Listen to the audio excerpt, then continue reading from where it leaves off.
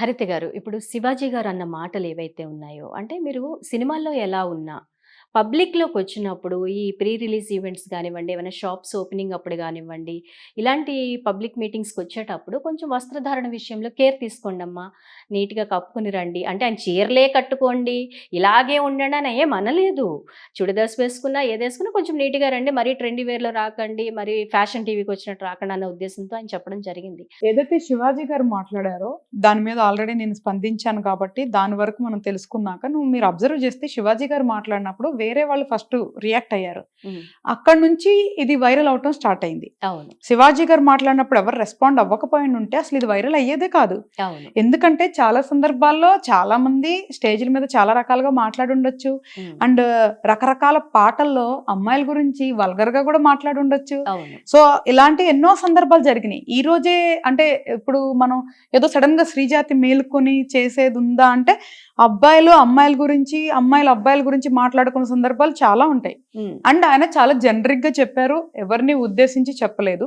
And ఇక్కడ నేను ఏమంటానంటే గుడ్ ఆర్ బ్యాడ్ ప్రతి ఒక్కళ్ళకి మన దగ్గర వాక్ స్వాతంత్రం ఉందంటారు. అంటే ఫ్రీడమ్ ఆఫ్ స్పీచ్ అంటే స్పీచ్ మాట్లాడేదానికి ఎక్స్ప్రెస్ చేసేదానికి ఉంది అంటారు. సో డెఫినెట్ గా ఆయన మాట్లాడిన పదజాలం తప్పే, అందులో అసలు ఎటువంటి సందేహం లేదు. అది పక్కన పెట్టేస్తే నేనేమంటానంటే ఇప్పుడు ఇక్కడ రెండు విషయాలు నాన్న. అంటే అమ్మాయి బట్టలు బట్టి మా క్యారెక్టర్ డిసైడ్ చేయొద్దు అనే వర్గం ఒకటి, అవును, బట్టలు మంచి వేసుకోండి అనేది ఒక వర్గం. అంటే ఇప్పుడు ఎలా ఉందంటే ఒకళ్ళ క్యారెక్టర్ బట్టలు బట్టి డిసైడ్ చేయొద్దు అన్నారు. ఇప్పుడు శివాజీ గారు మాట్లాడిన దాంట్లో ఇలాంటి బట్టలు వేసుకుంది ఏంటి అనే మాట ఉంది కదా, అది తప్పు.